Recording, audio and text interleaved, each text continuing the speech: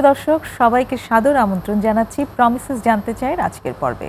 আমি নুজহাত-ই রহমান পুরো পর্ব জুড়ে আপনাদের সাথে আছি। সুস্থ থাকতে কে না চায়? আমাদের সারা জীবনের লক্ষ্যই থাকে একটি সুস্থ শরীর নিয়ে এই জীবনটা উপভোগ করা। কিন্তু অনেক ক্ষেত্রেই দেখা যায় কোনো দীর্ঘমেয়াদী অসুস্থতা আমাদের শরীরে বাসা বাঁধে। কিন্তু তাই বলে কি আমরা বেঁচে থাকি না, বা আমাদের বেঁচে থাকাটাকে আমরা সুন্দর রাখার চেষ্টা করি না? নিশ্চয়ই করি।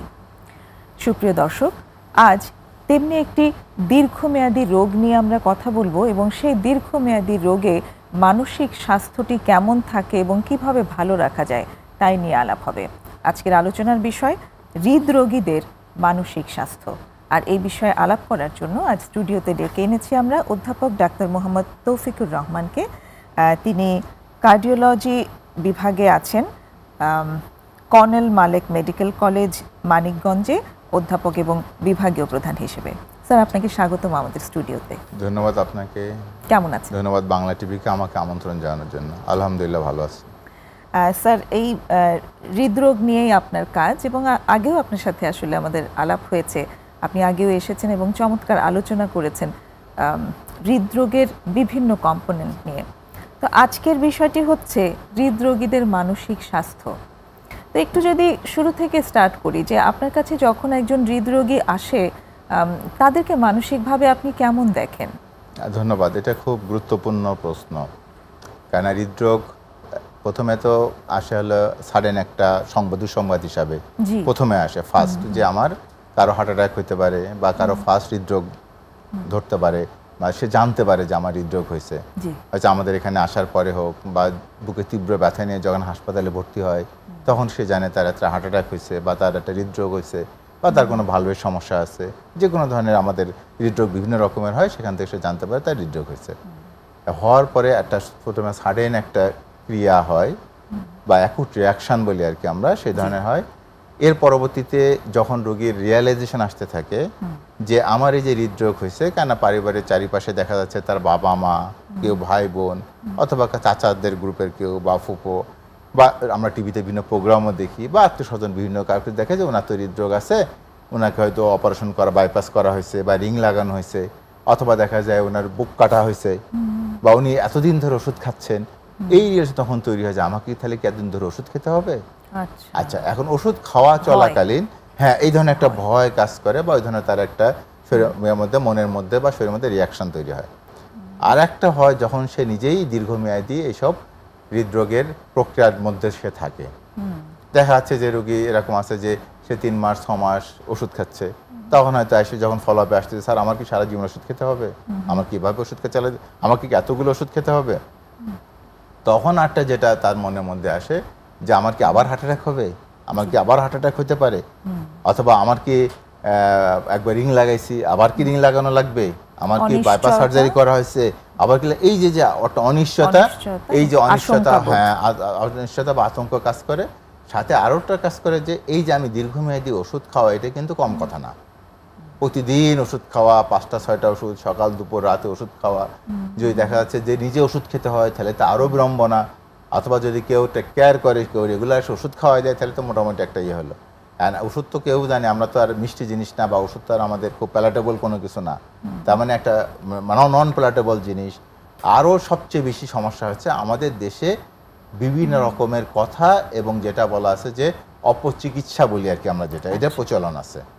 প্রচলনের মধ্যে যেটা কনসেপশন দেখে যে এগুলোকে আমাকে রোগীর সাথে কিন্তু কাউন্সিলিং করা লাগে, যে দীর্ঘমেয়াদী যে এগুলো রোগীর কোশ্চেন থাকে, আমরা সেটা ক্যান্সার দিতে হয়, নাহলে মনের মধ্যে ভীতিটা কাজ করে, রোগী ওষুধ বাদ দিয়ে দিতে পারে, ওষুধ বাদ দিয়ে সে আর একটা অ্যাটাকের মধ্যে পড়ে। এই জন্য রোগীদের প্রপার কাউন্সিলিং এটা সব গুরুত্বপূর্ণ, এই বিশেষ করে কার্ডিয়াক ডিজিজ ম্যানেজমেন্টের ক্ষেত্রে। রোগীরা কি ধরনের ওষুধ করে, ওই যে দীর্ঘমেয়াদী যখন ওষুধ খায়, অনেকগুলো ওষুধ খায়, এই যে একটা মিসকনসেপশন থাকে বিভিন্ন ধরনের, আমাদের এখানে হোমিওপ্যাথি আছে, বিভিন্ন হলো আবার আয়ুর্বেদিক ওষুধ আছে, অথবা আমাদের ওষুধের দোকানদার আছে বিভিন্ন কিছু, যাদের কাছে সে ওষুধ নিতে তার অন্য মানুষের সাথে তার ইন্টারাকশন হয়। তখন একটা কথা প্রচলন আছে, এতগুলো ওষুধ খান তাহলে কি কিডনি ভালো থাকবে কিনা, কনসেপশন আমাদের মধ্যে কাজ করে। অথবা যে এতগুলো ওষুধ খান লিভার নষ্ট হয়ে যাবে কিনা, এতগুলো ওষুধ খেলে আমার অন্য সমস্যা দেখা দিবে কিনা, এই ওষুধগুলো কি দীর্ঘমেয়াদে খাওয়া যায় কিনা, এই ধরনের বিভিন্ন ধরনের কোশ্চেন রোগীর মধ্যে তখন আস্তে আস্তে হতে থাকে, বিভিন্ন জনের সাথে যখন কথাবার্তা বলে তখন এগুলো অ্যারাইজ করে, তখন রোগী আবার একটা সাডেন একটা দুশ্চিন্তার মধ্যে পড়ে। এই জন্য আমি অনেক সময় রোগীদেরকে বলি, দেখবেন এই যে ডিজিজ আছে অনেকগুলো, আমাদের কার্ডিয়াক ইলনেস আছে, এই রোগ যেটা আছে, রোগ হয়তো আপনাকে দেখবেন যে কোনো খারাপ ধরনের কিছু বা হঠাৎ মৃত্যু বলেন বা এই ধরনের কিছু, আপনি যদি রেগুলার ওষুধ খান এগুলো করবে না, বা আপনাকে এই ধরনের দুর্ঘটনা ঘটার সম্ভাবনা কম। কিন্তু রোগীর চারিপাশে যারা থাকে তারা দেখবেন রোগীকে মেরে ফেলবে, বিভিন্ন ধরনের, এটা অজ্ঞাত হোক বা এটা হলো জ্ঞাত হোক, যে এমন কিছু কমেন্ট করবে বা এমন কিছু করবে যেখানে রোগী মানসিকভাবে দুর্বল হয়ে পড়বে, যেটা হচ্ছে মানসিক স্বাস্থ্য নিয়ে যেটা আমাদের আজকে আলোচনা। তার মানে এই যে প্রতিদিন আসলে দেখা যাচ্ছে যে রোগীর একটা 40 বছর বয়সে হোক, 50 বছর বয়সে হোক, যার একটা হার্ট অ্যাটাক হয়েছে, এই যে তাকে 70, 80, 90 বছর পর্যন্ত সে যে বাঁচবে, এই বাঁচার দিনে প্রতিদিন হোক বা প্রতি সপ্তাহ হোক, তার নতুন নতুন কোনো কিছু এই যে জিনিসটাকে কিন্তু তাকে ফাইট করতে হয়, বা নতুন নতুন জিনিসের নিয়ে নতুন নতুন এই যে বিভিন্ন কনসেপশন যে আমাদের সমাজ চালু আছে, এই কনসেপশন এগেইনস্টে গিয়ে রোগীকে মানসিকভাবে কিন্তু ফাইট করতে হয়। এবং এই ফাইট করার জন্য একটা জিনিস যেটা আপনার কাছ থেকে আসলো, তার মানে বলতে চাচ্ছেন যে এই হৃদরোগী যারা, তাদের মানসিক যত্ন নেওয়াটা, মানসিক শক্তিটা অনেক বেশি দরকার, এবং এই মানসিক যোগাবে কে, তার কার্ডিওলজিস্ট আসলে তার সবচেয়ে বড় বন্ধু। এই জন্য তার অ্যানসারটা হবে, আমি সবগুলো অ্যানসার আমি আস্তে আস্তে বলতেছি কিভাবে আসলে আমরা ওভারকাম করার জন্য রোগীকে সাহস যোগাই। তার রোগীর সাহস যোগানোটা খুব গুরুত্বপূর্ণ, রোগীকে মানসিকভাবে ভালো রাখা গুরুত্বপূর্ণ। একটু যদি ওইটাও নিয়ে আসেন যে মানসিকভাবে দুর্বল রোগীদের সার্ভাইভ করার সম্ভাবনাটা এবং মানসিকভাবে যারা শক্তিশালী তাদের সার্ভাইভ করার রেটটা কি রকম? আমরা যে রোগীটা মানসিকভাবে দুর্বল থাকবে, এই রোগীটার রিঅ্যাটাক বলে, বা রোগীকে যে যদি কারো হার্ট ফেলিয়ার থাকে, আবার হার্ট ফেলিয়ার ঝুঁকি যেটা বলেন, বা আবার হার্ট অ্যাটাকের ঝুঁকি, সবকিছু বেড়ে যাবে। কারণ আমরা জানি স্ট্রেস, অ্যাংজাইটি, ডিপ্রেশন, এই যে ক্রনিক যে ইলনেসগুলো আছে সবগুলো একটা হলো হৃদরোগের জন্য দায়ী, মানে হৃদরোগ হওয়ার জন্য দায়ী, হৃদরোগ অ্যাক্সিলারেশন বলে, অ্যাক্সিলারেশন মানে হৃদরোগের গতি বেড়ে যাওয়ার জন্য দায়ী, এবং কোন একটা ইভেন্ট বলে, ইভেন্টটা হতে পারে সে হলো হার্ট অ্যাটাক হয়ে আবার হাসপাতালে ভর্তি, ইভেন্টটা হতে পারে সে শ্বাসকষ্ট বা হার্ট ফেলার নিয়ে আবার ভর্তি, অথবা এমন হতে পারে ইভেন্টটা তাকে কোনো একটা অ্যাকুট অ্যারিথমিয়া বলে, আমাদের অ্যারিথমিয়া মানে আমরা ভেন্টিকুলার টাইকেটা, ভেন্টিকুলার ফিব্রিলেশন বলি, যাচ্ছে ম্যালিগনেন্ট অ্যারিথমিয়া মানে হার্টের অনিয়মিত হৃদস্পন্দন, যেগুলো আমাদেরকে হঠাৎ করে রোগীর সাডেন ডেথ বলে, যেগুলোর জন্য দায়ী, এগুলো ধরনের আমাকে ইনভাইট করতে পারে। এই যে সবগুলোর জন্য আমার এই মানসিক যে স্ট্রেস বা মানসিক অ্যাংজাইটি বলে, ডিপ্রেশন, সবগুলোর জন্য দায়ী। বা ইভেন যে নতুন করে অ্যাটাক হয়, যেটা আমরা যে প্লাক রাপচার হয়তো আমরা একটু পরে আলোচনা আসবো যে কিভাবে আসলে করে, এই সবগুলোই করে। ফলে এই যে রোগীর বারবার অসুস্থ হওয়া, যে বারবার হসপিটালাইজেশন, যেটা গুরুত্বপূর্ণ, একটা হলো রোগীকে বাসায় ওষুধ খেয়ে চিকিৎসা পাচ্ছে, রেগুলার ফলো আপে আসতেছে, আর একটা রোগীকে মানে ফ্রিকোয়েন্টলি হসপিটাল অ্যাডমিশন হতে হচ্ছে, এই দুটা কিন্তু অনেক পার্থক্য। মানে হসপিটাল স্বাভাবিকভাবে আমরা যখন গুরুতর হয় তখন হসপিটালে ভর্তি করতে হয় আমাদেরকে, হসপিটালে ম্যানেজমেন্ট করার জন্য। এখন এই হসপিটালের ম্যানেজমেন্টের সাথে দেখেন রোগী নিজে জড়িত, রোগীকে হসপিটাল বাউন্ড হতে হচ্ছে। তো ফলে এই রোগী যদি কর্মক্ষম বয়সে থাকে, তার মানে তার ওয়ার্কিং আওয়ার লস হচ্ছে। ওই রোগীর সাথে দেখা যাচ্ছে 2-3 জন অ্যাটেন্ডেন্ট থাকতে হয়, ইউজুয়ালি আমাদের দেশের ট্র্যাডিশন হিসাবে, ট্রেন্ড হিসাবে, যিনি সবচেয়ে কাছের মানুষ থাকে বা প্রিয়জন থাকে উনিও থাকে, আবার সাথে সাথে 1-2 জন থাকে, ইউজুয়ালি রোগী ক্যাবিনে থাকুক বা সিসিউতেও আসিতেও অনেক সময় রোগী অ্যাটেন্ডেন্ট তো লাগে না, কিন্তু আমাদের দেশে ট্র্যাডিশনালি আমি দেখছি সবসময় সিসিউতেও 1-2 জন অ্যাটেন্ডেন্ট থাকে ইউজুয়ালি, আমাদের দেশে বাইরের দেশে আমাদেরকে অ্যালাউ করা হয় না। তাহলে 2 জন, তার মানে ওই 2 জনের ওয়ার্কিং লস। এবং দেখা যায় ওই 2 জন আছে যে বাসায় যারা থাকতেছে তারা আবার ওই পরিবার তো গুরুত্বপূর্ণ ব্যক্তি, ওরা বাসায় না থাকলে পরিবারের লস হচ্ছে। আবার এই পরিবার লসের সাথে সবচেয়ে বড় কথা হলো যে প্রত্যেকটা মানুষ আমাদের সমাজে কিছু না কিছু কন্ট্রিবিউট করে, তাহলে এই কন্ট্রিবিউশনও লস হচ্ছে। আরো সবচেয়ে গুরুত্বপূর্ণ হলো পেশেন্টের ইকোনমিক লস, এই যে বারবার ভর্তি হচ্ছে, প্রতিবার হলো হসপিটাল সিসিউতে থাকতেছে বা আইসিউতে থাকতেছে অথবা ওয়ার্ডে থাকতেছে, 7-8 দিন থাকতেছে, এই যে একটা হলো একটা ওষুধের খরচ, হসপিটাল বেডের খরচ, কনসালট্যান্টের খরচ, এটা আসতেছে। তারপরে সর্বোপরি হলো এই যে আমাদের সরকারের বা গভর্নমেন্টের যেটা লস হয়, আমাদের গভর্নমেন্টের লস কিভাবে, কেন এই হসপিটাল আমাদের যেমন প্রথম থাকছে একটা হসপিটাল দিয়ে আমাদের চলে, রোগী যখন আরও বেশি বেড়ে যায়, যে কার্ডিয়াক পেশেন্ট বাড়তেছে, দেখা যাচ্ছে আজকে আমাদের জাতীয় হৃদরোগ হাসপাতাল ছিল 3 তলা, সেখান থেকে এখন হয়েছে 10 তলা, দেখা যাবে একটা হৃদরোগ হাসপাতাল আমাদের হচ্ছে না, ওরা সব উপজেলা হাসপাতালে বা জেলা হাসপাতালে আমাদের কার্ডিওলজি ইউনিট খোলা হয়েছে, কার্ডিওলজি আলাদা আলাদা হসপিটাল 2-3টা করে হসপিটাল করতে হচ্ছে, এবং প্রাইভেট হসপিটাল তো আছেই। তার মানে এইগুলো করাও তো সরকারের একটা লস। তো সুতরাং এই যে বিভিন্ন অ্যাঙ্গেল থেকে দেখা যাচ্ছে, আমরা অনেক সময় বলে যে বার্ডেন, গভর্নমেন্টের বার্ডেন, এটা হলো সোশ্যাল বার্ডেন, এটা ফ্যামিলি বার্ডেন, রোগী নিজের বার্ডেন এবং হলো এই গভর্নমেন্টের বার্ডেন, সবকিছু বার্ডেনটা আস্তে আস্তে বাড়ে। যদি আমরা এই যে যেটা মানসিক স্বাস্থ্য যদি যত্ন না নেই, তাহলে এই বার্ডেনগুলো আমাদেরকে অটোমেটিক্যালি বাড়তেছে। এইজন্য বলেছেন এই জায়গাটাতে আমরা একটা ছোট্ট বিরতি নিয়ে আসছি এবং খুব ক্রুশিয়াল একটা পয়েন্টে আছি আসলে আমরা, যে শুধুমাত্র মানসিক যত্ন যদি আমরা করতে পারি তাহলে এই বার্ডেন থেকে আমরা রক্ষা পাওয়ার একটা বড় সুযোগ আমাদের কমে যাবে, সুযোগ তৈরি হয়ে যায়। একটা ছোট বিরতি নিয়ে আবার ফিরে আসছি। প্রিয় দর্শক, আমাদের সঙ্গেই থাকুন, বিরতি নিয়ে এখনই ফিরছি।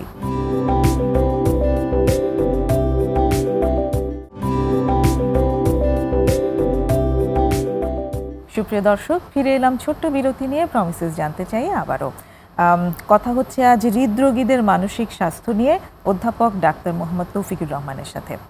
স্যার, বিরতির আগে যেখানটাতে ছিলাম সেটি হচ্ছে যে হৃদরোগের সাথে মানসিক স্বাস্থ্য খুব অঙ্গাঙ্গিভাবে জড়িত। আপনি বললেন যে মানসিক স্বাস্থ্য যদি ঠিক রাখা যায় তাহলে হৃদরোগ যেমন কমানো সম্ভব, হৃদরোগের গতি তেমনি কমানো সম্ভব, এবং হৃদরোগের যে অ্যাটাক থাকে, কোনো সাডেন প্রাদুর্ভাব, সেটাকেও নিয়ন্ত্রণ করা সম্ভব। এইখানটাতে আমরা এইবারে যদি আসি, কিভাবে আপনারা কাজ করেন এই রোগীদেরকে? আপনি বলেছেন যে কাউন্সেলিং করেন। কাউন্সেলিং করতে হয় রোগীদেরকে। সাধারণত আমরা কিভাবে করি?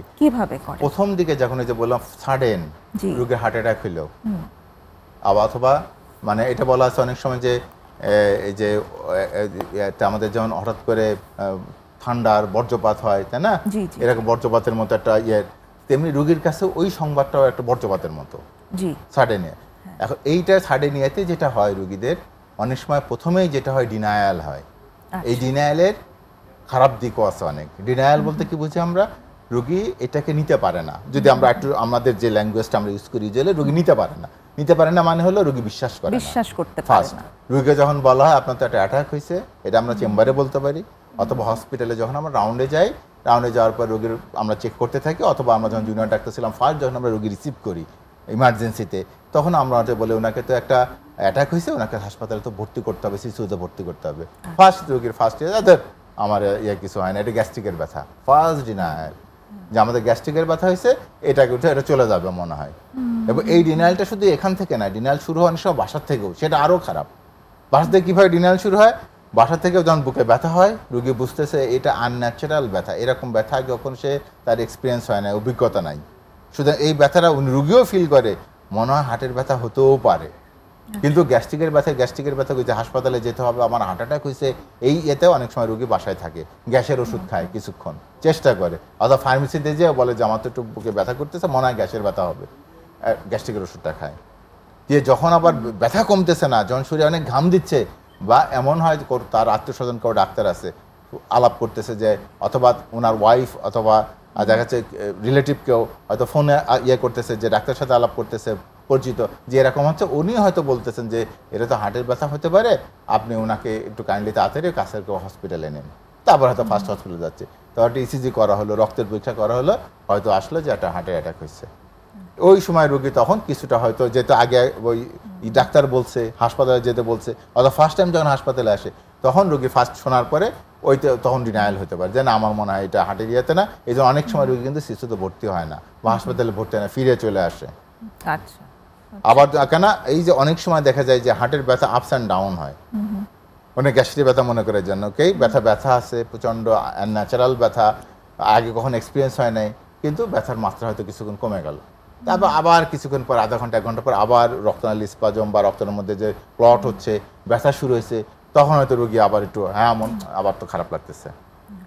এইভাবে রোগী অনেক সময় দেখা যায় ওই ডিনায়াল, যে ওই মুহূর্তেটা আমরা একটু কাউন্সেলিং করি, হয়তো কিছুটা দেখেন আপনার ইসিজি সমস্যা আসছে, এই যে রক্তের ঝামেলা আসছে, রক্তের রিপোর্ট থাকার পরে এতটুকু, এখন দেখেন আপনার তো অনেক গুণ বাড়ছে, আর তাছাড়া তখন আমরা হয়তো একটু কমপ্লিকেশন, যেটা জটিলতা হতে পারে, তখন হয়তো রোগীকে বলি যদি আপনি ভর্তি না হন, তার ভর্তি হলে এই সুবিধা, আপনার বুকে ব্যথা কমে যাবে, আপনার যে হার্ট অ্যাটাক হয়েছে ওটার যে আমরা ওষুধ দিচ্ছি যাতে ভবিষ্যতে না বাড়ে, এভাবে এটা কাউন্সেলিং করে ভর্তি করা হয়।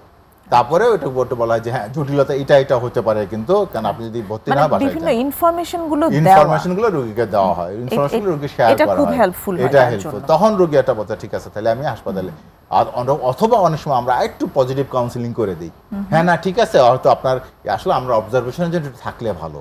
তার মানে রোগীর যে ডিনায়ালটা আমরা একটু নিয়ে নিচ্ছি, কেন রোগী অনেক সময় স্ট্রং যদি আমরা জোরাজোরি করি, রোগী হয়তো এটাকে আরো করতে না, আমি পড়তেই হবে না, তখন রোগী একটা কাউন্সিল, কেন রোগী এমন হতে পারে 4-5 দিন থাকতে হবে, হবে রোগীর এমন হতে পারে কালকে আমার জরুরি একটা কোনো অ্যাপয়েন্টমেন্ট আছে, এই ধরনের বিভিন্ন কারণে রোগী অনেক সময় ওই যে ফার্স্ট ডিনারগুলো শুরু হয়, তখন রোগীকে আমরা অনেক সময় বলি কাউন্সিলিং আপনার মনে হয় একটু অবজারভেশনের জন্য আমরা রাখি, রিপোর্ট টুকটাক আরও একটু আসুক, যদি দেখা যাচ্ছে যে না আপনার ব্যথা কমে গেছে অথবা দেখা যাচ্ছে আপনার তাহলে আমরা সেরে দিব, কারণ আমাদের হাসপাতালে তো অনেক লোড, আমরা তো আপনাকে রাখতে যাবো না। এই তখন আবার রোগী একটু রাজি হয়, না ঠিক আছে তাহলে আমি একবেলা থাকি। এরপর স্বাভাবিকভাবে রোগী চারিপাশে যখন দেখে বিভিন্ন রকমের মানুষ আছে, ব্যথা আছে, একটু কথা বা হচ্ছে, অথবা ব্যথা মাঝে মাঝে আপস অ্যান্ড ডাউনস হচ্ছে, ব্যথা আবার আসতেছে, অথবা দেখা যাচ্ছে যে রক্তের রিপোর্টগুলো চলে আসছে, রিপোর্টগুলো খারাপ আসতেছে, স্বাভাবিকভাবে তখন রোগী আর সেকেন্ড টাইম আর অনেক সময় দেখা যায় রোগী আত্মীয়স্বজন আসতেছে, তারা কাউন্সিল করতে ওই ডিনায়াল থেকে সে বের হয়ে আসতেছে। তো ওই ডিনায়াল থেকে কিন্তু বের হওয়াটা জরুরি। তারপর ডিনায়াল থেকে ওই অ্যাকসেপ্টেন্স বলে, অর্থাৎ রোগী অ্যাকসেপ্ট করে নিচ্ছে আমার হার্ট অ্যাটাক হয়েছে বা আমার হার্টের সমস্যা আছে। এটা অন্যান্য হার্টের ক্ষেত্রে হয়, সেটা হতে পারে তার ভালভের সমস্যা আছে, ভালভুলার হার্ট ডিজিজ, যার হতে পারে বাত জ্বর আছে, বাত জ্বরের হার্ট ডিজিজ। কারণ অনেক ক্ষেত্রে যখন আমাদের চেম্বারে কিন্তু আমরা রোগীদেরকে বলি যে ওরা তো একটু হার্টে ভালভের সমস্যা আছে, ভালভটা মোটা পাওয়া যাচ্ছে, ভালভটা লিক করতেছে, এটা বাত জ্বর থেকে হয় বা এটা হলো হার্টের ভালভের থেকে হয়, তখন রোগী বলে স্যার ভালভের সমস্যা, এটা কি ঠিক আছে, বা এটা রোগী 2-3 বার বা রোগী অ্যাটেন্ডেন্ট যারা আছে, যদি রোগী একটু মাইনর হয় তাহলে রোগীর সাথে যারা গার্জিয়ান আসে তারা গার্জিয়ানরা আবার রিপিট 2-3 বার করে, তার মানে ওই ডিনায়াল থেকে তারা আস্তে আস্তে অ্যাকসেপ্টেন্সের দিকে আসতে চায়। তার মানে এখানে প্রপার কাউন্সিলিং এর মধ্যে এডুকেশনটা দেওয়া খুব ইম্পর্টেন্ট, এবং এডুকেশনটাই অ্যাকচুয়ালি তাকে ওই ট্রিটমেন্টের মধ্যে থাকতে হ্যাঁ কনভার্ট করা, যেটা যে ওই স্টেজ থেকে তাকে অ্যাকসেপ্টেন্সে যাওয়া এবং তারপর ট্রিটমেন্টে তারপর সে ট্রিটমেন্টটা নেবে, হ্যাঁ তখন সে অ্যাকসেপ্ট। ওই এগুলো কিন্তু রোগীকে চেহারা দেখলে আমরা বুঝতে পারি রোগী অ্যাকসেপ্ট করছে কিনা। তার মানে এক একটা রোগীর কাউন্সিলিং হয় এক এক রকম, কারো হয়তো বেশিক্ষণ সময় লাগে, কারো আমার কম সময় লাগে, অল্প একটু বললে বোঝা যায়, কেউ হয়তো বেশি সময় লাগে। কেউ যদি আগে থেকে কাউন্সিলিং হয়ে আসে, যে আগে থেকে পরিবারের কোন ডাক্তার বা কোনো আগে থেকে বলে থাকে যে আইসে, অথবা পরিবারের কেউ ডাক্তার সাথে আসছে অথবা মেয়ের সাথে আসছে, সে বুঝতেছে, সে অথবা সে বলতেছে যে না আবু তোমার তো এই দেখাচ্ছে যে ঠিকই আমার ইসিজি সমস্যা আছে, স্যার তো ঠিকই বলছে, আপনার তো এরকম আছে, তোমার কিন্তু মনে হচ্ছে এই হয়েছে, তখন সে তার ওই অ্যাকসেপ্ট করতে সমস্যা। অ্যাকসেপ্টেন্স লেভেলের পরে তারপরে শুরু হয় বিভিন্ন কিছু আমাদের যে কনফিউশন বলেন, ওই অনেক স্টেজ, অর্থাৎ সে ওষুধ খেতে শুরু করছে, ওষুধ খাচ্ছে, ওষুধ খাওয়ার পরে এরপর আস্তে আস্তে তার তো এখন বুকে ব্যথা নাই, সে বুকে ব্যথা নাই, সে ফ্রিলি ঘুরতেছে, ব্যয় করতেছে, ফলে দেখা যাচ্ছে পারিপার্শ্বিক যারা আছে তারা বিভিন্নভাবে তখন ইনফ্লুয়েন্স করে, কেন বুকে ব্যথা আছে তাহলে তো এত ওষুধ খাওয়া লাগবে না, রোগ নিচের থেকে বলে আমার তো ওষুধ খাওয়া লাগবে না, হ্যাঁ তখন আবার একটা রিঅ্যাটাক হওয়ার সম্ভাবনা থাকে। তখন রোগীরা আরে এতগুলো ওষুধ খাবো, অথবা ওই যে কেউ কেউ ঢুকায় যে ওই যে বিশেষ করে বিভিন্ন কনসেপশন আছে আমাদের, যে ওষুধ বেশি খেলে কিডনি সমস্যা হবে, যেটা আমি আলোচনা করছি, ওষুধ বেশি খেলে লিভারের সমস্যা হবে, এই তখন আমাদেরকে আবার এইগুলো কাউন্সিলিং করতে হয়। কোনটা একটা হলো যে আমরা ওষুধ খাবো কি খাবো না, বা কতগুলো খাবো, বা কেন খাবো, এতগুলো কেন খাবো, এটা নিয়ে পরে কাউন্সিলিং করতে হয়। তখন প্রত্যেকটা ওষুধ ধরে ধরে রোগী কাউন্সিলিং করতে হয় যে এই ওষুধটা কিসের জন্য দেওয়া হয়েছে।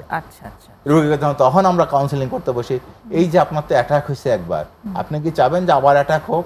তখন রোগী বলে না আমরা অ্যাটাক হবে না। রোগী অ্যাটেন্ডেন্ট যারা থাকে, আমি এই জন্য সবসময় রোগীকে আমার চেম্বারে ইউজুয়ালি আমি যখন কাউন্সিলিং করি সবাইকে অ্যালাউ করি 4-5 জন, কেন রোগী হয়তো দেখা যাবে যত্ন নিবে, হয়তো রোগীর হলো মেয়ে বা ছেলে বা অন্য কোনো যে যত্ন নিবে, আবার সাথে যারা আসছে তারা হয়তো ওনার টেক কেয়ার করবে না, যে টেক কেয়ার করবে সে তো বাইরে বসে থাকবে, তাহলে লাভ কি? তাকে জানতে হবে। হ্যাঁ, এই জন্য আমি সাধারণত সবাইকে অ্যালাউ করি, 4-5 জন 6 জন 7 জন থাকলেও আমি সাধারণত চেম্বারে কেউ দাঁড়াও যদি থাকতে বসার জায়গার লিমিটেড, তারা দাঁড়ায় থাকলেও আমি বলে অসুবিধা নেই আপনি আসে। ওষুধের ট্রিটমেন্টের সাথে কাউন্সিলিংটা খুবই ইম্পর্টেন্ট। ওষুধের ট্রিটমেন্ট শুধু না, আপনি রিং লাগানো, বাইপাস করা, সবগুলোতে কাউন্সিলিং লাগে, সবগুলোতে। ওগুলোতে অ্যাকুট কাউন্সিলিং লাগে, এগুলোতে হয়তো ওই যে বসে বসে ওষুধ যাতে রিঅ্যাটাক আবার না হয়। অনেক আবার রোগী আছে স্যার আমি তো রিং লাগাইছি, আমি তো বাইপাস করছি, তা আমার তো সমস্যা সমাধান হয়, তাহলে আমি আবার ওষুধ খাবো কেন? সেটা ওগুলো আবার তার কাউন্সিলিং করতে হয়। অনেক ধন্যবাদ। আরেকটা বিরতি আমরা নেব, এসে আবার কথা হচ্ছে। প্রিয় দর্শক সঙ্গেই থাকুন, আরেকটা বিরতি নিচ্ছি।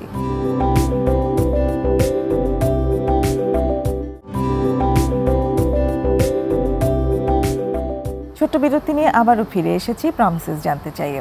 কথা হচ্ছে অধ্যাপক ডাক্তার মোহাম্মদ তৌফিকুর রহমানের সাথে হৃদরোগীদের মানসিক স্বাস্থ্য নিয়ে। স্যার, এবার আমি যে দিকটা একটু তুলে আনতে চাই সেটি হচ্ছে যে এই যে একটা উৎসবের মৌসুম চলছে, রমজান গেল, তারপর ঈদ, বৈশাখের উৎসব, এই সপ্তাহব্যাপী যেমন একটা উৎসবের আমেজ চলেছে। তো উৎসব বা এরকম পালা পার্বণে কিছু ক্ষেত্রে দেখা যায় যে কোনো না কোনো রকম মাদকের ব্যবহার, মানে আনন্দ করবার জন্য কোনো না কোনো মাদক, মদ, কোনো না কোনো কিছুর ব্যবহার হচ্ছে। কেউ কেউ হয়তো সবসময় ব্যবহার করেন না, কিন্তু এরকমের অকেশনগুলোতে ব্যবহার করেন, ফেস্টিভ্যালগুলোতে। তো এই জায়গাটি আসলে হৃদরোগের সাথে এর সম্পর্কটি কোথায়? হ্যাঁ, ধন্যবাদ আপনাকে। একটা তো হচ্ছে যে অনেক অভ্যস্ত, আর একটা অভ্যস্ত না, দুই গ্রুপ, দুই রকমই আছে। যে একটা হলো অভ্যস্ত না, আর একটা হলো আগে থেকে অভ্যস্ত, সে হয়তো এই ফেস্টিভ্যালে সেটাকে মানে বিভিন্ন ধরনের মাদকের কনজুমেশন হয়তো একটু বেড়ে যায়, স্বাভাবিক কনজুমেশনও বাড়ে হয়তো। এখন যারা অভ্যস্ত না, বিশেষ করে যেটা মাদক যেটা বেড়া যায়, বিভিন্ন রকমের দেখা যায় আমাদের অ্যালকোহলের ইয়েটা বেড়ে যায় ইউজুয়ালি, আমরা যে দেখি আর কি, বিভিন্ন ধরনের বিভিন্ন এটা ব্যক্তিগতভাবে আয়োজন হোক অথবা এটা হলো কোথাও কোনো একটা আমাদের বার বা যেখানে যে আয়োজন থাকে সাধারণত, ওগুলোতে আয়োজনটা বেড়ে যায়। এখন অ্যালকোহল যেটা আছে, অ্যালকোহলের আমরা যারা অভ্যস্ত না তারা যেটা দেখা যায় তারা অনেক সময় ওভারডোজ হয়। তারাতে দেখা যাচ্ছে কি ডোজে তার কেন তাদের তো পরিমাপ থাকে না যে কোন ডোজে তারা ইয়েটা ডেভেলপ করবে। আমাদের বলে যে টলারেন্সের চেয়েও হলো যে কোন ডোজে তার আসলে ওই আমরা বলে ড্রাঙ্ক হবে সে আসলে, ঠিক আছে। এই ড্রাঙ্ক মানে জিনিসটা বোঝে যার sense of position, sense of place, sense of person, সে কে এটাকে সে লস করে ফেলে। তারপরে সে কোথায় সে আছে বা কার সাথে কি বিহেভ করতে হবে সেটা কেউ জানে না। ফলে দেখা যাচ্ছে সে অনর্থক, দেখা যাচ্ছে মাতলামি, যেটা আমরা একটু বাংলায় বলি আর কি, জিনিসটা যে মাতলামি করে, সে কারোর সাথে মিসবিহেভ করে বা ফাইট পর্যন্ত করে, বা এটা যে সেন্স অফ পজিশন, প্লেস, এগুলো তার নষ্ট হয়ে যায়। এই জন্য ওই জিনিসটুকু যে সেটা যে এইটা তো তার গেল আসলে সোশ্যাল একটা প্রবলেম ক্রিয়েট করে সে নিজের। আর নিজের যেটা হবে যে অ্যাকুট অ্যালকোহল ইনটক্সিকেশন যেগুলো আছে, এখন অ্যাকুট অ্যালকোহল ইনটক্সিকেশনের জন্য সে একটা তো যে বলে যে কিছুক্ষণ সে আনকনশাস বা কিছুক্ষণ জ্ঞান ইয়েটা করা, লিভারের উপর বাড়তি চাপ পড়া, বা কার্ডিয়াক যেটা বলে যে অনেক সময় দেখা যায় কার্ডিও মায়োপ্যাথি ডেভেলপ করা, হার্টের মায়োপ্যাথি, এগুলো একটা অনেক সময় অ্যালকোহল যদি ইয়ে করে একটা দীর্ঘমেয়াদী হতে পারে বা অ্যাকুট অ্যালকোহল ইনটক্সিকেশন হতে পারে। এটা আর একটা যেটা হয় বিশেষ করে এই যে পালা পর্বণ যেগুলোতে, সেগুলোতে হলো যেহেতু হঠাৎ করে ডিমান্ড বেড়ে যায়, ডিমান্ড হিসাবে অনেক সময় সাপ্লাই বাড়ে না। ডিমান্ড বলতে সাধারণত যেহেতু পালা পর্বণে, যেমন এখন ইলিশ মাছের, আমাদের যে পয়লা বৈশাখ গেল, সেই ইলিশ মাছের ডিমান্ড বাড়ছে, ফলে দেখা যাচ্ছে দামও বেড়ে যাচ্ছে অনেক এই সময়টা, পরে আবার কমে যায়, বা অনেক আগে 1 মাস আগে বা 1.5 মাস আগে কম থাকে, পরে আবার কমে যায়। এই যে অ্যালকোহলও তেমনি, যদি যেহেতু পালাবর যদি যেখানে জিনিসটুকু অভ্যস্ত নেওয়ার জন্য বা যেখানে চল বলে প্রচলন আছে সেই সোসাইটিতে, বা সেখানে দেখা যাচ্ছে এই ডিমান্ড বাড়ার জন্য যদি সাপ্লাই না বাড়ে তাহলে জিনিসপত্রের দাম বেড়ে যায়। তখন আবার যেটা আছে এই ডিমান্ডকে ফুলফিল করার জন্য, তখন এই অ্যালকোহলের পাশাপাশি যেটা আছে মিথানল বলে একটা কথা আছে, লাইক অ্যালকোহলের মতো দেখতে, এগুলো তখন আর কি বাজারে চলে আসে। এই মিথানল তখন বা স্পিড বলি, যেটা মিথাইলেটেড স্পিড বলে, স্পিড নামে বাজারে পরিচিত বেশি, সেটা তখন স্পিরিটের আবার আসলে ইনটক্সিকেশন হাই অনেক। তখন সেটা আমাদের এই জন্য এই পালা পর্বণের পরে দেখা যাচ্ছে অনেক রোগী আসে, বা পেপারও দেখবেন যে অনেক সময় পাচ্ছে যে অ্যালকোহল পান করে এতজনের মৃত্যু। ইউজুয়ালি অ্যালকোহল পান করে মৃত্যু বলতে সাধারণত এই যে মিথাইল অ্যালকোহল বা মিথানল বলে, যেটা এইটার বা যেটা আমরা স্পিড বলি, এটা খেয়ে সাধারণত মৃত্যু হয় বেশি। একটা হলো মৃত্যু বেশি, এটা 2 নম্বর যারা বেঁচে যায় তাদের যে ঝামেলাটা হয় সেটা হলো অ্যাকুট অপটিক অ্যাট্রফি বলে, তাদের বায়োল্যাটারাল ব্লাইন্ডনেস ডেভেলপ করে এবং তারা দেখা যায় ব্লাইন্ড নিয়ে আসে। এটাও আমরা খুব কমনলি দেখি যে তারা চোখে দেখে না, সেটাও একটা বিশাল লস তাদের জন্য, বায়োল্যাটারাল অপটিক অ্যাট্রফি। এবং এটা হয় সাধারণত ওই যে অ্যালকোহল নাম করে মিথানল পান করার জন্য তাদের এই ইনটক্সিকেশনটা হয় বা এদের এই টক্সিটা ডেভেলপ করে। তো এইটা একটা ইয়ে গেল।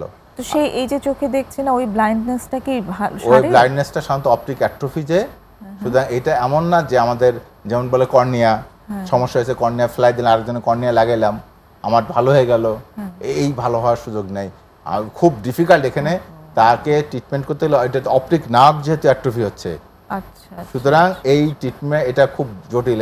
এবং এমন না যে আমি আইবল যদি রিপ্লেস করি তাহলেও রোগী ভালো হয়ে যাবে, তাও কিন্তু না। আরও যেটা করে যারা অ্যালকোহলের পরিমাণ বেশি খায় বা অ্যালকোহল রেগুলার নেয়, সেটা এমনও হতে পারে যে আমরা বলি যে হুইস্কি বা যেটা বলি যে যে স্বাস্থ্যের জন্য ভালো বা কিছু বলে যেটা আঙুর থেকে তৈরি করা হয়, এখন এটারও মদ বা লাল মদ বলে যেটাকে, সেটা চেয়েও সেটারও কমপ্লিকেশন হতে পারে যদি দীর্ঘমেয়াদী সে হলো তার হাইপারটেনশন ডেভেলপ করে তার, এবং হাইপারটেনশন থেকেও তার আবার কার্ডিয়াক সমস্যা বা হার্ট অ্যাটাক এগুলো হওয়ার সম্ভাবনা থাকে বা ব্রেন স্ট্রোকের ঝুঁকি বাড়ে তাদের, সেটা হাইপারটেনশন করতে হবে তাদেরকে। আমরা বলি এই জন্য যে মডারেশন করতে হবে। অ্যালকোহল মডারেট মানে বলা আছে মেয়েদের জন্য 1 পেগ, ছেলেদের জন্য 2 পেগের বেশি না, এইভাবে তাদেরকে মডারেশন করতে বলা হয়।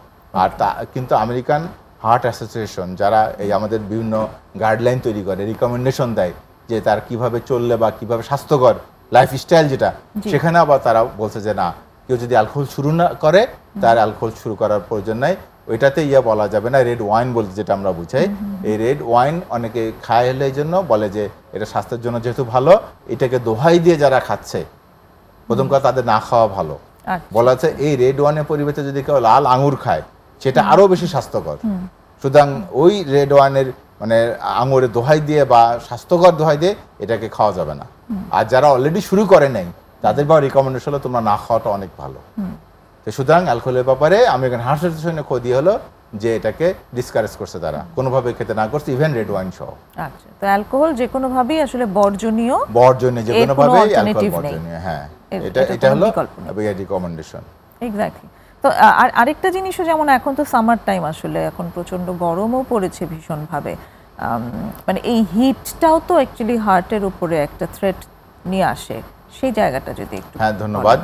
হিট স্ট্রোক বলে যেটা আমরা খুব কমনলি শুনি, এখন একটা কথা বলা আছে হিট ওয়েভ। আচ্ছা, যে হিট ওয়েভ চলতেছে, এই আমরা যেমন কোল্ড ওয়েভ যেটা বলি তেমনি এখন হিট ওয়েভ। এখন হিট ওয়েভে মোটামুটি আমাদের গত 8-10 দিন দেশের বিভিন্ন জায়গায় হিট ওয়েভ চলতেছে, টেম্পারেচার প্রায় 38-40 ডিগ্রির উপরে। জি জি। এবং দেখা যাচ্ছে যে এর সাথে সোয়েটিংও হচ্ছে প্রচুর। এটাতে যেটা হচ্ছে শরীর থেকে প্রচুর লস হয়, এবং আমাদের ওই হিট যখন আমার টেম্পারেচার যত সার্টেনের বেশি হয় শরীর থেকে প্রচুর লস হয়, তখন মানুষের প্রেশার ফল করে। আচ্ছা, প্রেশার ফল করে মানুষ কিন্তু, এবং হিট সিনকোপ বলা আছে, হিট সিনকোপ মানে মাথা ঘুরে পড়ে যায়। আচ্ছা, সে পড়ে যেতে পারে এটা। আচ্ছা, আবার হিট স্ট্রোকের অংশে যেহেতু বিপি কমে যায়, প্রেশার কমে যায়, সুতরাং প্রেশার কমার জন্য আমাদের কার্ডিয়াক ইলনেসের পাশাপাশি অ্যাকুট রেনাল ফেলিয়ার বা মাল্টি অর্গান ফেলিয়ার এবং পেশেন্টের ডেথ পর্যন্ত সাধারণত হয়ে যায় হিট স্ট্রোক থেকে। এই জন্য সাধারণত আমরা এই যে হিট ওয়েভ যখন চলে তখনকার আমাদের একটা রিকমেন্ডেশন থাকে, থাকে, সেটা হলো যাতে আমাদের এই যে শরীর থেকে বেশি ঘাম বা এই যে লসের কারণে যে কমপ্লিকেশন বা জটিলতা যেগুলো হচ্ছে সেগুলো থেকে বর্জনের উপায় কি? তো বর্জনের উপায় যেগুলো আছে সেটা হলো যে আমরা চেষ্টা করব গরম জায়গা, গরম যেখানে আছে বা খোলা যায় ওইটাকে অ্যাভয়েড করার জন্য। আমরা বলি ছায়া যেখানে আছে সেখানে কাজ করার জন্য আপাতত, অথবা সম্ভব হলে এই হিট ওয়েভ যখন টেম্পারেচার সবচেয়ে বেশি থাকে ওই সময় কাজে না যাওয়ার জন্য। আমি যখন যে ওমরা বা থেকে সৌদি আরবে একটা দেখছি, ওরা দুপুরবেলা সাধারণত ছুটি থাকে অফিস, ওদের যখন প্রচন্ড গরম থাকে ওরা বিকেল বেলা থেকে অফিস শুরু করে, বা একদম আর্লি সকালে 9টা 10টা 11টার মধ্যে অফিস একবার করে, তার মাঝখানে আবার তারা গ্যাপ নেয়, বাসায় রেস্ট নেয়, তারপর বিকেল থেকে আবার অফিস করে রাতে 8টা 9টা 10টা পর্যন্ত। মানে শুধু হয়তো হিট ওয়েভ বা যে এগুলোকে অ্যাভয়েড করার জন্য।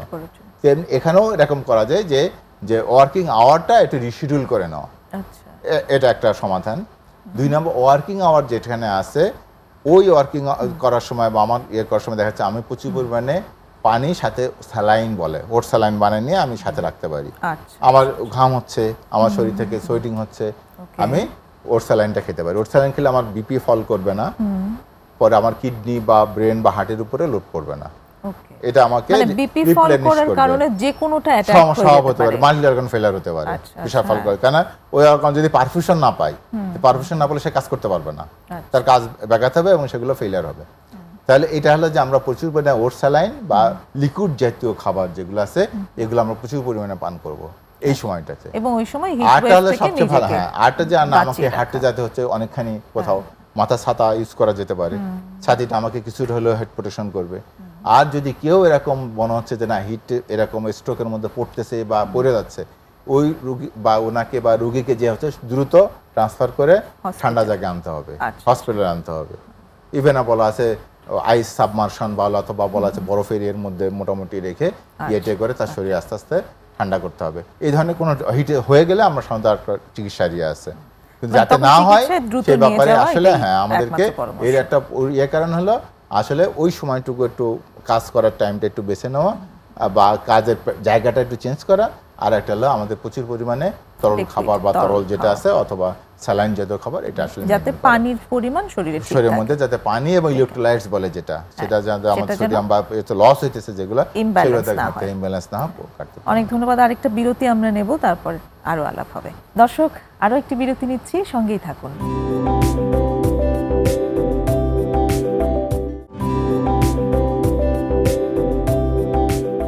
প্রিয় দর্শক, আবারও ফিরে এলাম বিরতি নিয়ে প্রমিসেস জানতে চাই। কথা হচ্ছে হৃদরোগীদের মানসিক স্বাস্থ্য নিয়ে অধ্যাপক ডাক্তার মোহাম্মদ তৌফিকুর রহমানের সঙ্গে। স্যার, আজকে যেহেতু মানসিক স্বাস্থ্যের সাথে হৃদরোগের কানেকশন, এটা নিয়ে আসলে আমরা কথা বলছিলাম, এবং আপনি শুরুতেই আজকে বলেছেন যে মেন্টাল স্ট্রেস, এংজাইটি, ডিপ্রেশন, এই জিনিসগুলোর খুব ডাইরেক্ট ইম্প্যাক্ট পড়ে হৃদরোগের উপরে। আমার এবারের জানার আগ্রহটা হচ্ছে যে এই মানসিক যে চাপ কিংবা উদ্বেগ কিংবা বিষণ্ণতা, এটা কিভাবে হার্টের উপরে ইম্প্যাক্টটা ফেলছে? ধন্যবাদ আপনাকে খুবই সুন্দর প্রশ্ন করার জন্য। এখন যেটা হচ্ছে যে ওই যে বলছে টাইম টু টাইম রোগী যখন হৃদরোগের একটা শুরু হলো এবং শুরু হওয়ার পর রেগুলার যে ওষুধ খাচ্ছে এবং হৃদরোগ নিয়ে যে রোগী আসতেছে, সাথে সাথে তার অন্যান্য ডিজিজও থাকে, যেমন ডায়াবেটিস, হাইপারটেনশন, তারপরে রক্তে কোলেস্ট্রলের মাত্রা বাড়তি, এগুলো যে মানে রিস্ক ফ্যাক্টরগুলো থাকে, এগুলো আমরা কন্ট্রোল করার চেষ্টা করি। কিন্তু যেটুকু হচ্ছে যে এই যে মাঝে মাঝে কেন রোগী আসলে স্ট্রেসে পড়ে, মাঝে মাঝে রোগী কেন ডিপ্রেশনে যায় বা অ্যাংজাইটিটা কেন বাড়ে আসলে রোগীর, এইটা বাড়ে ওই যে বিভিন্ন বলে সামাজিক যেটা সমস্যার কথা বললাম আমরা, যেটা বিভিন্ন মন্তব্য আসে বিভিন্ন কিছু। এখন এই মন্তব্য থেকে তখন আমরা সাধারণত অ্যান্সারটা কি দেই বা কিভাবে করি। যেমন রোগী যেমন আসে বলতেছে যে আমার তো অনেকগুলো যে বলছে ওষুধগুলো খাচ্ছি, কিডনির সমস্যা হবে কিনা বা কিডনি এতে আছে কিনা, তখন আমরা অ্যান্সারটা কি দিই? আমরা তো মোটামুটি একটু বলেই দিই যে প্রত্যেকটা ওষুধের কি কাজ বা কি, প্রত্যেকটা আমরা আলাদা আলাদা বলে দিই এই ওষুধের এটা কাজ। ওই যেটা আমরা শুরু তখন বলছিলাম যে আমরা বলি আপনি কি চান যে আবার হার্ট অ্যাটাক হোক আপনার, রোগী তখন বলে না। আপনি কি চান যে সাধারণত যেটা হয় এই যে রোগীদের ভয় থাকে যে আমার তো ব্লক আছে, আমি এনজিওগ্রাম করছি, ব্লক আছে, আমি ওষুধের উপরে আসি বা রিং লাগাইছি, আমার তো আরও ভবিষ্যতে ব্লক হতে পারে, তাহলে আমরা রোগীকে আপনার কি আবার ব্লক হোক এটা কি আপনি চান? বলে না। তারপর বলে যে এই যে আপনার হার্ট অ্যাটাক যে হয়েছিল, হার্ট অ্যাটাক হলে তো হার্টের একটা মাসেল ড্যামেজ হয়, তা আমরা কি চাবো যে হার্টের মাসেলটা দিন দিন খারাপের দিকে যেতে থাকুক? স্বাভাবিকভাবে রোগী বলে না। তাহলে আমরা তো চাবো যে মাসেল অংশটা ভালো থাকুক, স্বাভাবিক কাজে ফিরে আসুক, সেটা তো আমরা চাবো। আর যেটা থাকে সাধারণত, যেটা সবচেয়ে বড় ভয়, আমরা যে শুনে থাকি ওনার হার্টের সমস্যা হলো হঠাৎ করে মারা গেছে, ওনার রিং লাগানো হয়েছিল হঠাৎ করে মারা গেছে, ওনার বাইপাস করা ছিল হঠাৎ করে মারা গেছে। এটা শুধু এটা না, এটাতে আমরা যে রোগী আছে উনি হয়তো বাইপাস করা বা রিং লাগানো, ওনার কোনো আত্মীয় আছে বা আশেপাশে কোনো কাছ থেকে সে শুনছে অমুক জনের রিং লাগানো ছিল, ওই অমুক ভাই বা অমুক চাচা সে মারা গেছে, কেউ একটা ইনফরমেশন দিচ্ছে, ফল ওই যে রোগী তখন আবার একটা অ্যাংজাইটিতে ভুগতেছে। কিন্তু এই অ্যাংজাইটিটা হার্টের মানে সাথে ওটা তো মনে হচ্ছে না, মনে অ্যাংজাইটিটা ফিল হচ্ছে, তো মেকানিজমটা কি কাজ করে, কিভাবে কাজ করে, হার্ট কিভাবে ইমপ্যাক্টেড হচ্ছে? হ্যাঁ, হার্টের ইমপ্যাক্টটা কিভাবে হয়?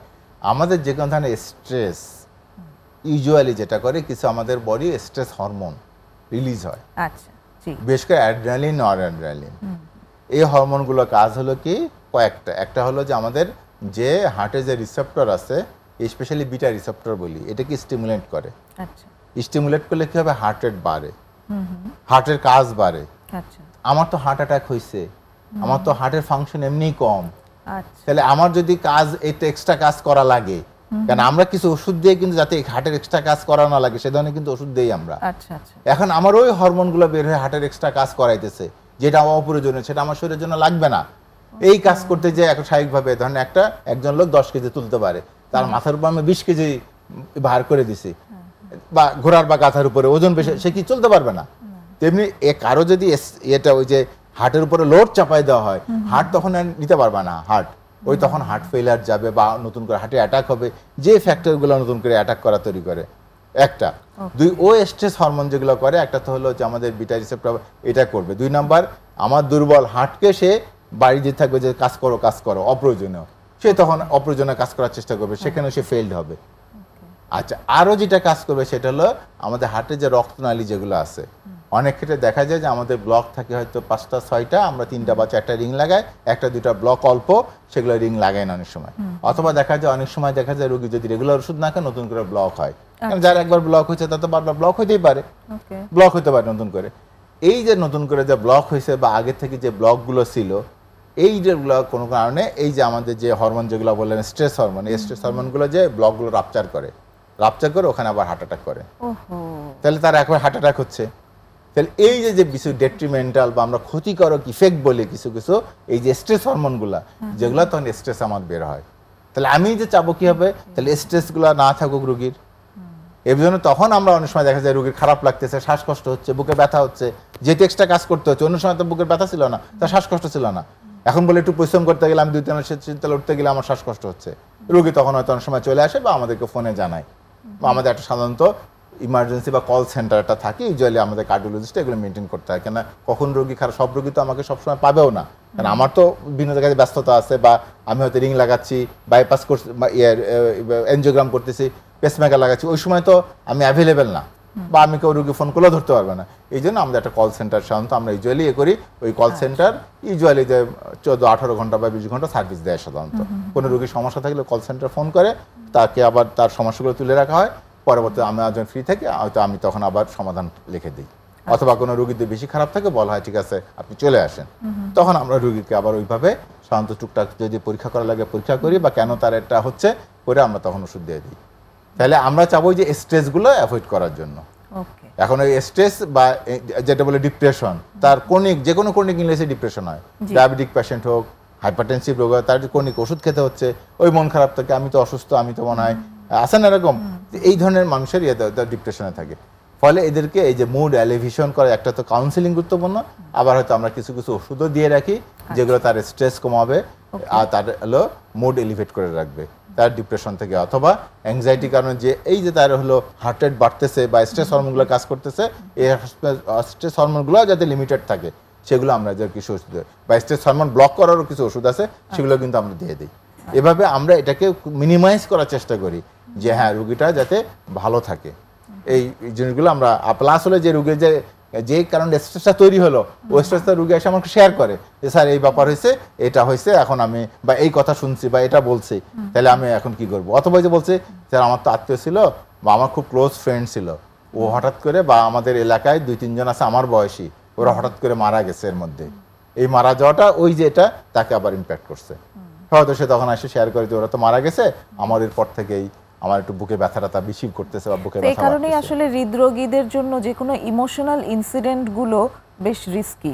অবশ্যই যে কোনো ইমোশনগুলো রিস্কি, এবং ওই ইমোশনগুলো যদি হয়, এই জন্য অনেক সময় দেখা যাচ্ছে কিছু জিনিস ওই যে বলছে যে ইনফরমেশন থেকেই তো ফার্স্ট আসে, কিছু ইনফরমেশনগুলো ওই যেটা অপ্রয়োজনীয় ইনফরমেশন, যেমন কেউ ওই যে বলতেছে যে অমুক শুনছি যে হার্ট অ্যাটাক হয়েছিল, সে হঠাৎ করে মারা গেছে, আমি যদি বলার ধরনটা এমন হয় তাহলে সে সাইকোলজিক্যালি একটু আপসেট হবে, তাই না?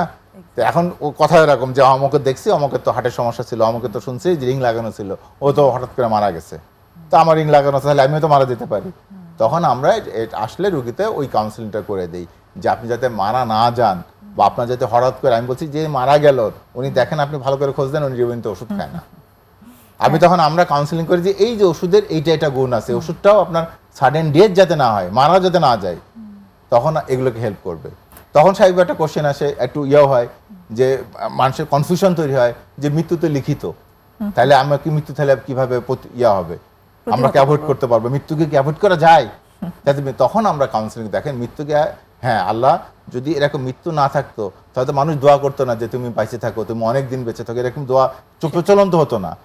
নিশ্চয় তাহলে ভাগ্য কিছু চেঞ্জ করা যায়, সেটা আমার ইয়ের মাধ্যমে, সেটা তো উসিলা লাগে, হ্যাঁ এই ওষুধগুলো হলো চেষ্টার মাধ্যমে। হ্যাঁ সেটা আমার অনেক ধন্যবাদ, অনেক ধন্যবাদ। আমরা যতটুকু বুঝলাম যে এই যে চিকিৎসা, সেটির মধ্যে মানসিক স্বাস্থ্যের যত্ন নেওয়াটা একটি অনেক বড় পার্ট, এবং আপনি শুরুতেই বলেছেন যে যার যত মানসিকভাবে শক্তিশালী থাকে সেই হৃদরোগীর পক্ষে নিজেকে সুস্থভাবে বাঁচিয়ে রাখাটা ততটা সহজ এবং সম্ভব। অনেক ধন্যবাদ স্যার চমৎকার আলোচনার জন্য। আশা করি দর্শকরা, ধন্যবাদ আপনাকে, ধন্যবাদ বাংলা টিভিকে। সুপ্রিয় দর্শক, আজ আমরা অনুষ্ঠানের একদমই শেষ পর্যায়ে চলে এসেছি। আগামী অনুষ্ঠান দেখার আমন্ত্রণ জানিয়ে এখানেই শেষ করছি। খোদা হাফেজ।